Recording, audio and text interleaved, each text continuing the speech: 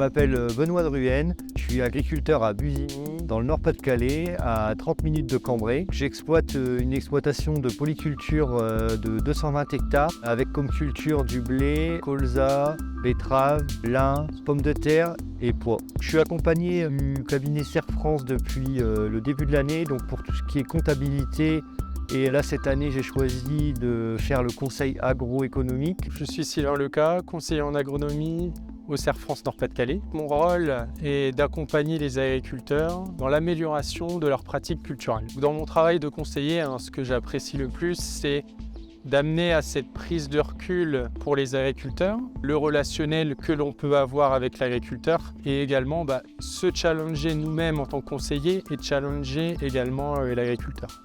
Donc au niveau du sujet de l'agroéconomique, il y a différents enjeux qu'il peut y avoir au niveau de cette problématique. Tout ce que l'on apporte, c'est d'optimiser au mieux l'aspect technique au service de l'économique par la suite. Et après, c'est vraiment de personnaliser notre conseil, donc s'adapter en fonction de la typologie d'exploitation et des problématiques. Ce qui m'a intéressé, c'est le conseil neutre du technicien, qu'en fait, il n'y a pas d'aspect vente économique derrière la prestation.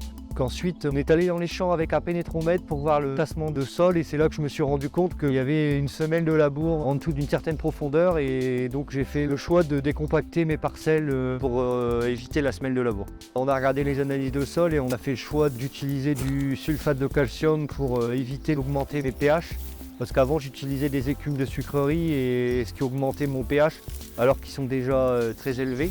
Alors l'analyse des coûts, ça m'a permis de voir en fait les dépenses moyennes de l'exploitation au niveau fertilisation et produits phyto. Ça permet de voir où on se situe par rapport à une moyenne de groupe et de voir s'il faut qu'on fasse des économies sur l'exploitation avec quelle stratégie adopter. Dans notre prestation, donc le diagnostic et conseil agroéconomique, elle se déroule en 2 temps. Donc un premier temps où on reprend, les informations générales de l'exploitation. Et après, on va aller plus au niveau de l'aspect technique. Donc, on va reprendre ces itinéraires techniques culturaux. Et également, on va aller dans le détail, c'est au niveau des analyses de sol. Les principaux avantages de ce conseil agroéconomique pour les agriculteurs, c'est vraiment cette prise de recul par rapport aux pratiques culturelles qu'il peut réaliser. Il y a aussi cet aspect conseil indépendant.